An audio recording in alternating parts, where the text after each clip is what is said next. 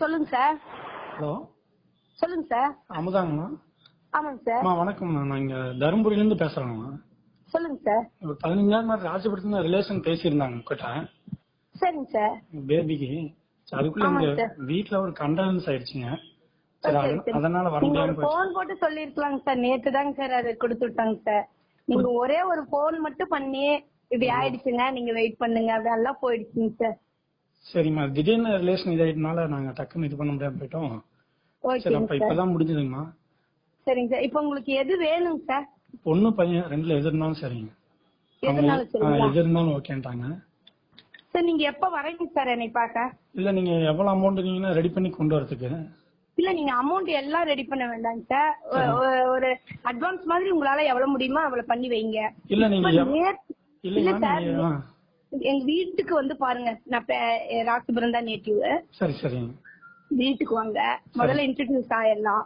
ஆயிட்டா இப்ப நேத்து தான் கொண்டு போயிங்க சார். இப்பதான் இன்னும் பத்திரம் எழுதிட்டு இருக்காங்க திருச்சியில. அமௌண்ட் எவ்வளவுன்ட்டு எழுதி ஒரு கையெழுத்து கேட்டு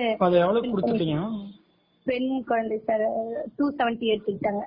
270 பெண் குழந்தைன்னா அவ்வளவுதான் சார் தருவாங்க. பையன் அன்னைக்கே நீங்க சொன்ன கேள்விப்பட்டீங்களேங்க சார். சொல்லிருந்தீங்க. அது வந்து கருப்பா இருக்கனாலங்க சார். கலரால இருந்தா 4.25 இந்த மாதிரி சார். நம்ம அது வரட்டுங்க சார், என் சைடு வரட்டும். நான் இப்ப என்னன்னா, நீங்க வெயிட் பண்ணுவீங்க ஒரு 10 நாள் 15 நாள்னா என்னை பார்த்து அட்வான்ஸ் கொடுத்துட்டு போங்க. நான் திடீர்னு கூப்பிடுவேன், நீங்க எப்பனாலும் கிளம்பி வாங்க, வீட்டுலதான் இருக்கேன். ஆச்சுங்களா? எது வந்தாலும் உங்களை கூப்பிட்டு தரேன். மீதி அமௌண்ட் கழிச்சது போக கொடுப்பீங்க. உங்களுக்கு வந்து குழந்தை ஆரோக்கியமா இருந்தா போதுமா இல்ல அழகாதான் வேணுங்களா? இல்ல, கொஞ்சம் அழகாவும் நல்லாவும் இருந்தானா ஓகே. அமௌண்ட் பத்தி பிரச்சனை இல்ல. இல்ல அதான் நீங்க அழகா சூப்பரா எதிர்பார்க்கற மாதிரி குண்டு குண்டுன்னு கொழுன்னு நான் எடுத்து தரேன். எவ்வளவு வரும் தெரிஞ்சுக்கலாம், நாங்க ரெடி பண்றதுக்கு தான். இல்லைங்க சார், நீங்க வந்து ஃபீமேல் பேபின்னா ஃபீமேல் பேபியே எடுத்துக்கிட்டீங்களா, அதுக்கு தகுந்த ரேட் வரும். ஒரு 15 முன்ன பின்ன ஆனாலும் சார் நான் வீட்டுல வாங்கி வச்சுக்கிறேன்.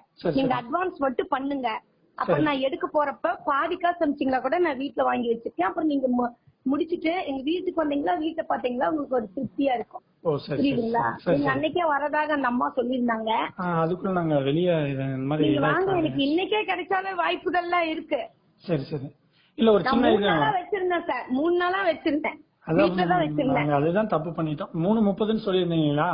நான் வந்து ஒரு அட்வான்ஸ் கொடுத்துட்டாவது டைம் வாங்கியிருந்தோம்னா கரெக்டா இருந்திருக்கும். நீங்க வீட்டுக்கு வரேன்னு சொல்லியிருந்தீங்களா 3 மணிக்கு?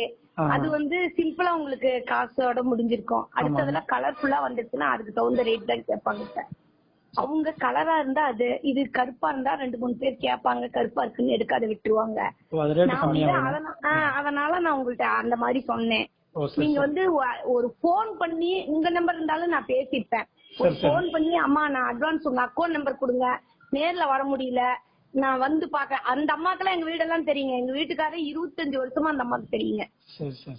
ரொம்ப பழக்கம். நாங்களும் ட்ரஸ்டுக்கு இந்த மாதிரி பாப்பா எடுத்து கொடுத்தேன்னா நான் முதல்ல போய் குழந்தைங்களுக்கு அனாதை விடுதிக்கு இந்த மாதிரி தான், நீங்க என்ன காசு கொடுத்தாலும் அதுல ஒரு 1000-2000 மட்டும் போய் கொடுத்துருவேன்.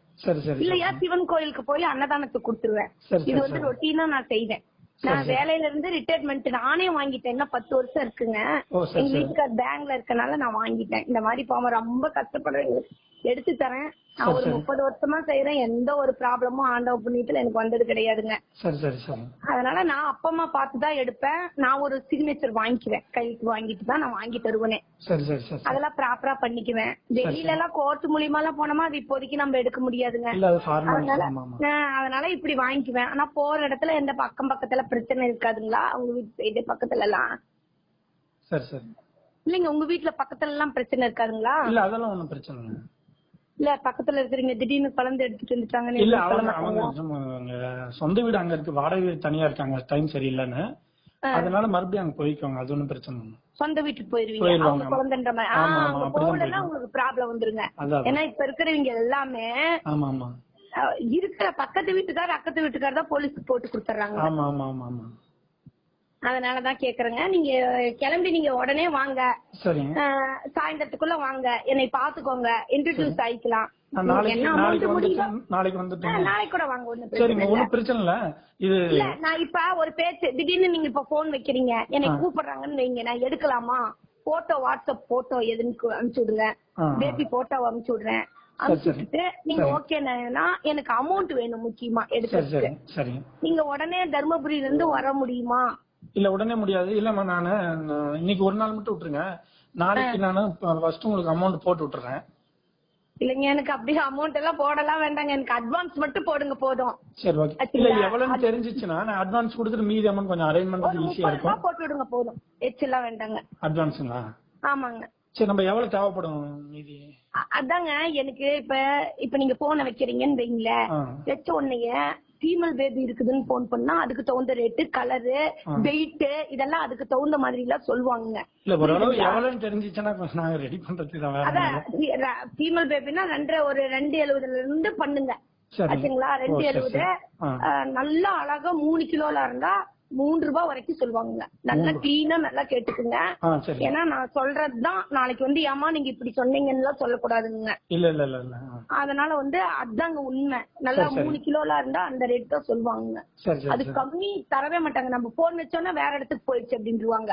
பேரம் பேசணுமா, அதுதான் உண்மைங்க. அதே மாதிரி நார்மலா இருந்துச்சுன்னா அதுக்கு தகுந்த ரேட்டு 270 வாங்குவாங்க.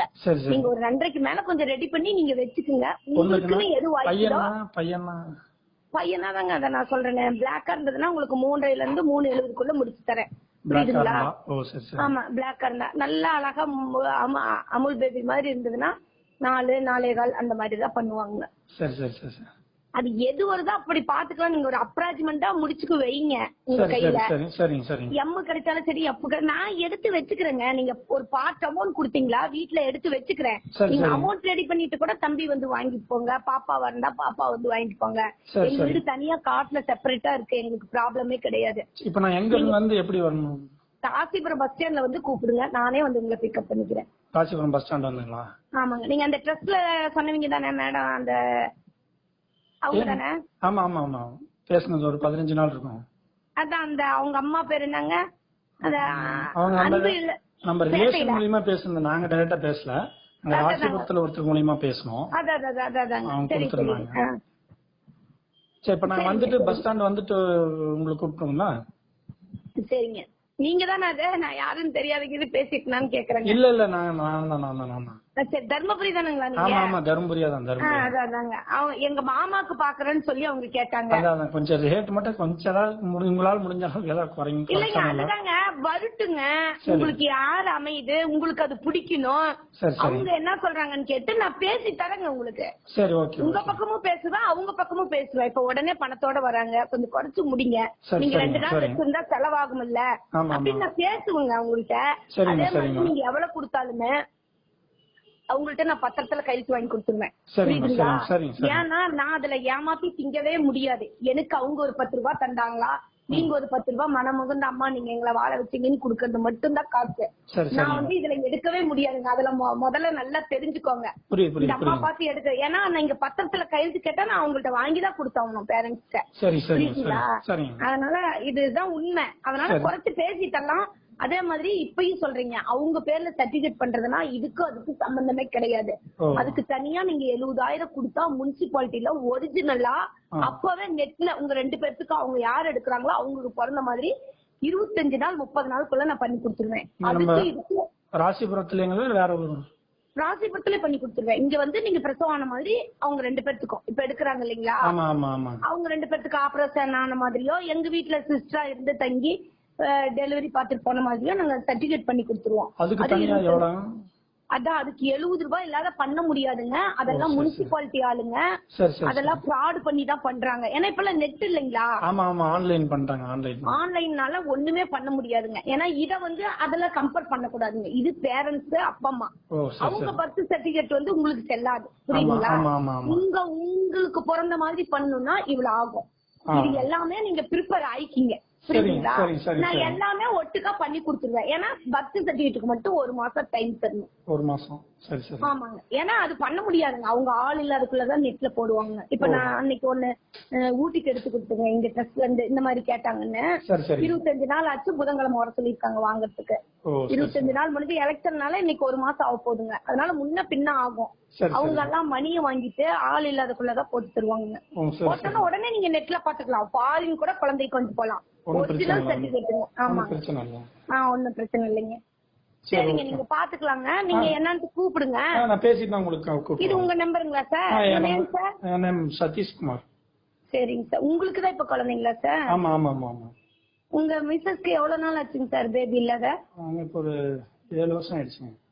7 வருஷம். இங்கெல்லாம் நான் மெட்ராஸ்க்குலாம் 10 வருஷம் 30 வருஷம் இந்த மாதிரி எல்லாம் எடுத்து கொடுத்துருக்கேங்க சார். எடுத்து கொடுத்தோடனே உங்களுக்கு கன்ஃபியூமா ஆயிருக்காங்க நிறைய பேருங்க. சரிங்க சார். ட்ரீட்மெண்ட் பாத்தீங்களா சார்? ட்ரீட்மெண்ட் பார்த்தது அது ஒன்னும் சரியா கேக்கலீங்களா சார்? 2 பேரும் முடிவு பண்ணிட்டீங்களா சார்? அடாப்ட் எடுத்துக்கலாம். இல்ல முடிவு பண்ணி தான் இருக்கோம். சரிங்க சார். சரி, நான் பேசிட்டு உங்களுக்கு நான் வரும்போது ஃபோன் பண்ணிட்டு வரட்டுங்களா? நீங்க அப்படியே வாட்ஸ்அப் நம்பர் இருந்தா ஒன்னு அனுப்புறீங்களா? நான் ஒரு மெசேஜ் அனுப்புறேன். இப்ப அனுப்புங்க. ஹாய் கொடுங்க. நான் வந்து வந்ததுன்னா உங்களுக்கு சொல்றேன். நீங்க பிடிச்சிருந்தா ஓகே பண்ணி கொடுங்க. சரி, ஓகே. பண்ணிக்கலாம் சார்.